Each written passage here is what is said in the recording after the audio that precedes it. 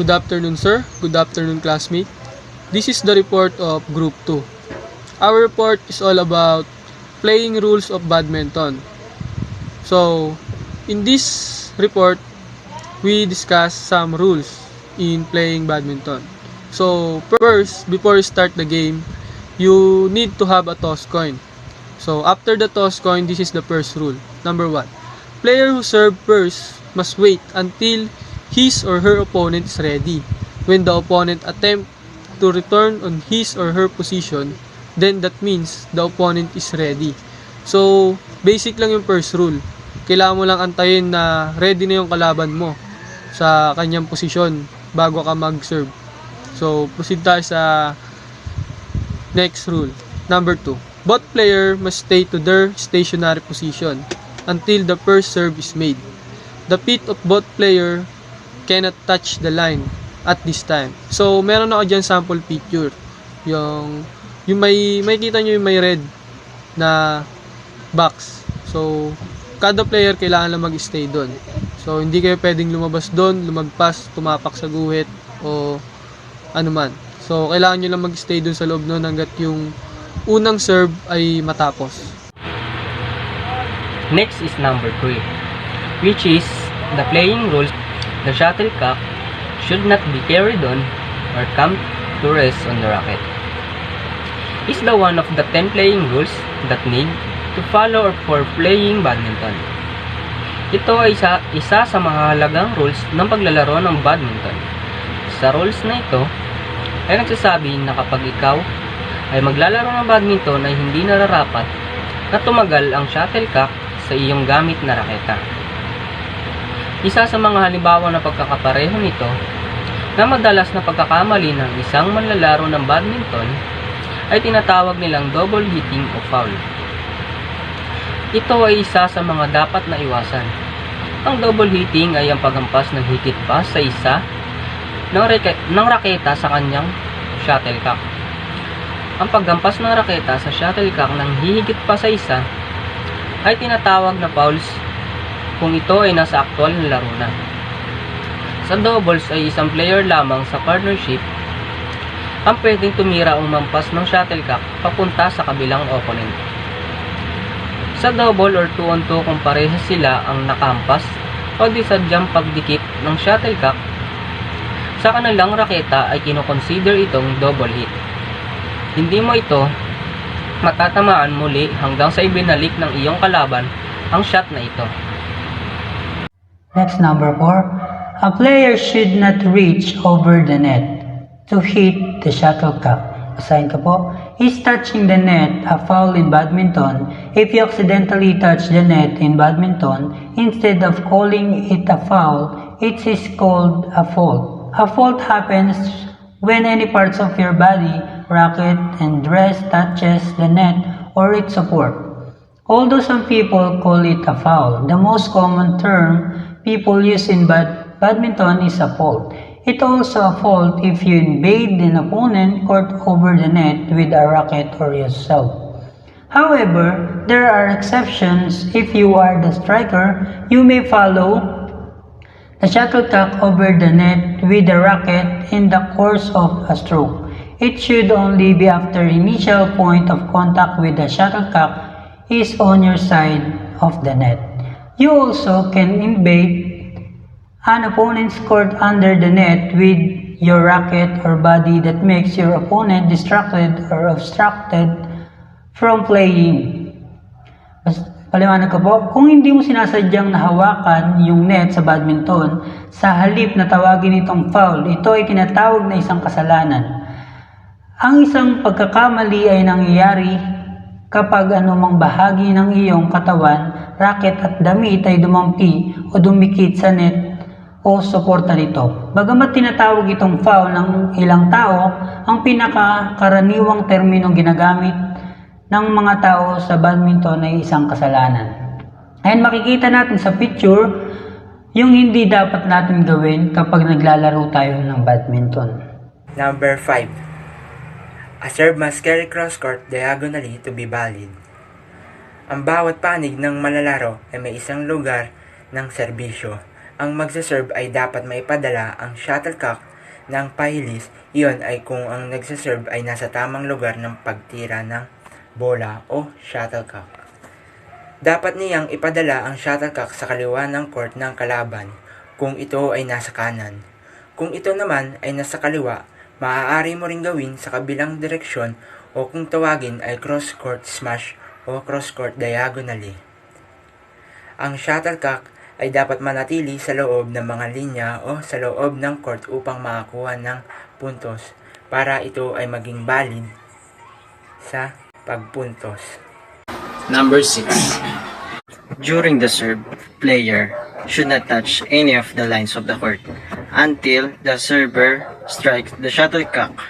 During the serve, the shuttlecock should always be hit from below the waist.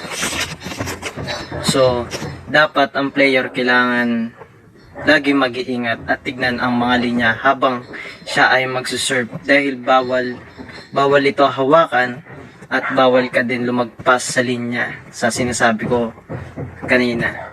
Ito ang example ng picture. Makikita dito ang kanyang paa ay hindi nakadikit or hindi lagpas sa linya dahil pag ikaw nagkamali ay pwede ka magka-points ang inyong kalaban. During the serve, the shuttlecock, kailangan lagi siyang i-hit from below the waist. Sa Tagalog, kailangan nasa itaas ng bewang. Bakit ginagawa ito? Para sa akin, mas madaling i-hit ang shuttlecock. Nakikita sa picture, below the waist, ang kanyang shuttlecock at raketa. Sa kanyang kamay ay hawak niya ang feather ng shuttlecock para mas madali niya itong ihulog para ang raketa ay maganda at mabilis ang pagkapalo nito. Next is number 7. A point is added to the player's score as a win. He wins rally.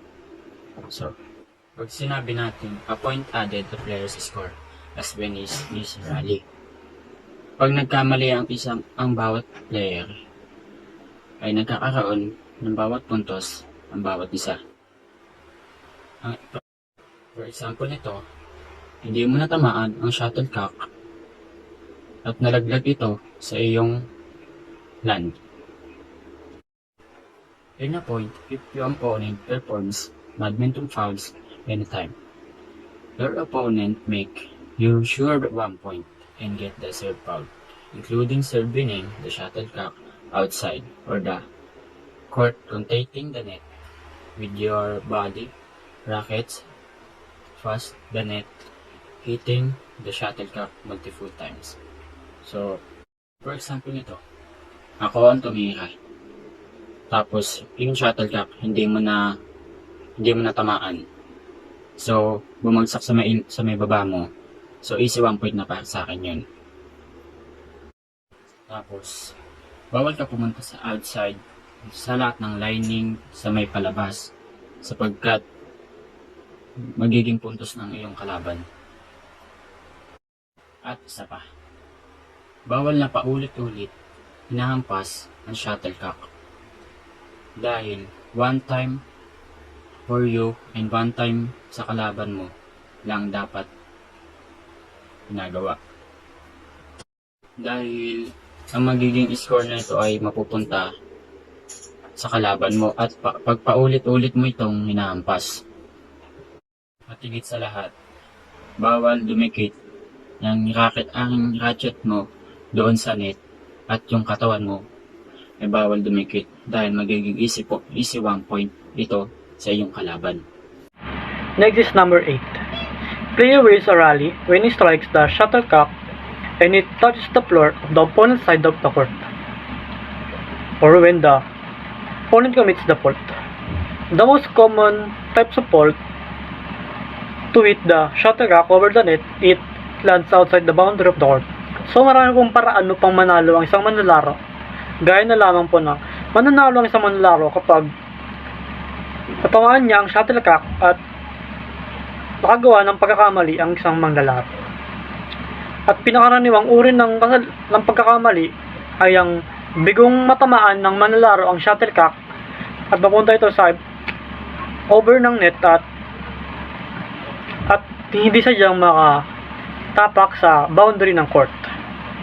Next is each side can strike the shuttlecock only once before it passes over the net. Once a player can strike the shuttlecock in a new movement or shot. So, sabi dito, isang beses lang siyang pwedeng tirahin. So, pag tinira mo na siya ng isang beses, siguraduhin mong papasok na siya doon sa kabilang opponent. So, hindi siya pwedeng dalawang beses na tirahin kasi pag dalawang beses na siyang tumira or tirahin yung shuttlecock, automatic aanohan na siya ng fault. Kumbaga, ang score sa kabilang opponent.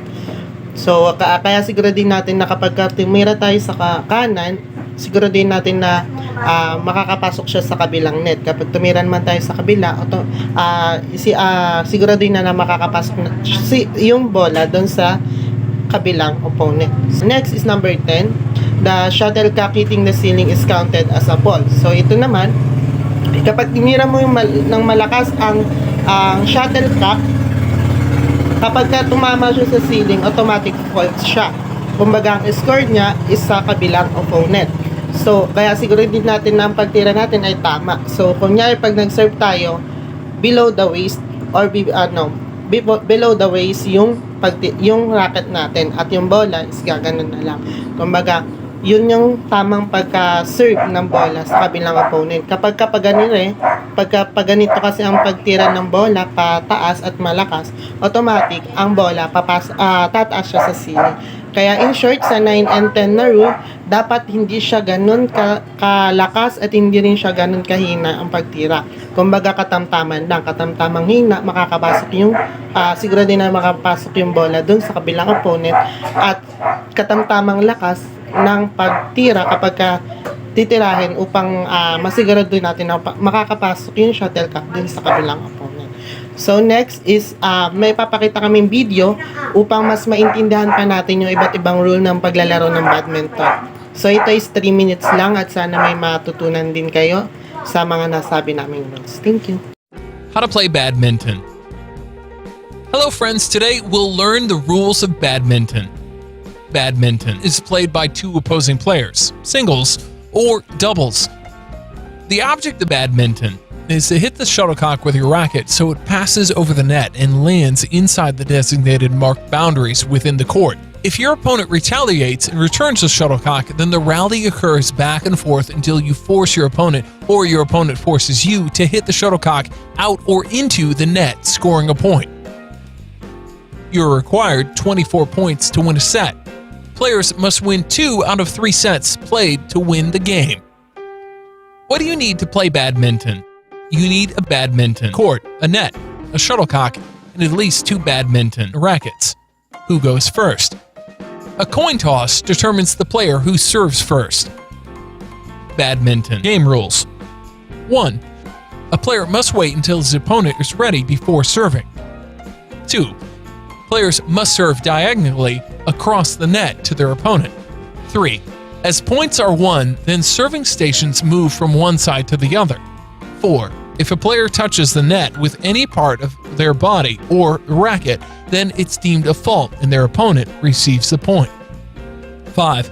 If the shuttlecock hits the net or lands out, then a point is awarded to your opponent.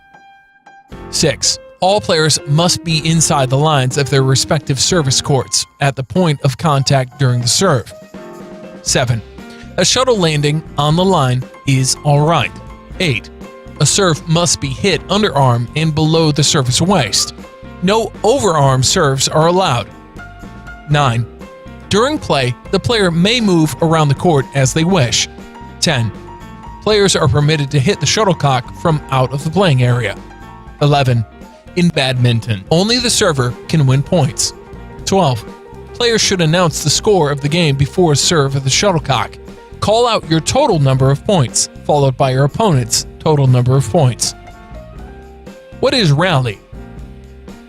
When you and your opponent hits the shuttlecock back and forth until someone misses and the shuttlecock lands on the ground, this is called rally. After you serve the shuttlecock, your opponent attempts to hit it back over the net to you. If they miss the shuttlecock and it lands in the court, you win the rally and score 1 point. For both singles and doubles games, you must swap service courts when you win a rally. If you have a partner, trade places.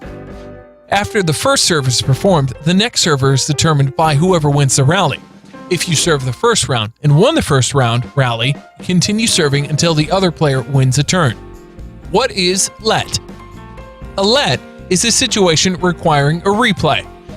These may include the shuttlecock getting stuck in the net, the server serving out of turn, one player was not ready, or a decision which was too close to call.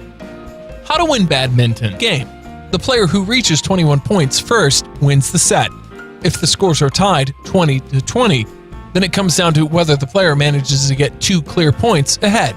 If the points are still tied 29-29, then the next point will decide the winner of the set. To win the badminton game, the player must win 2 out of 3 sets played. Hope you learned badminton rules.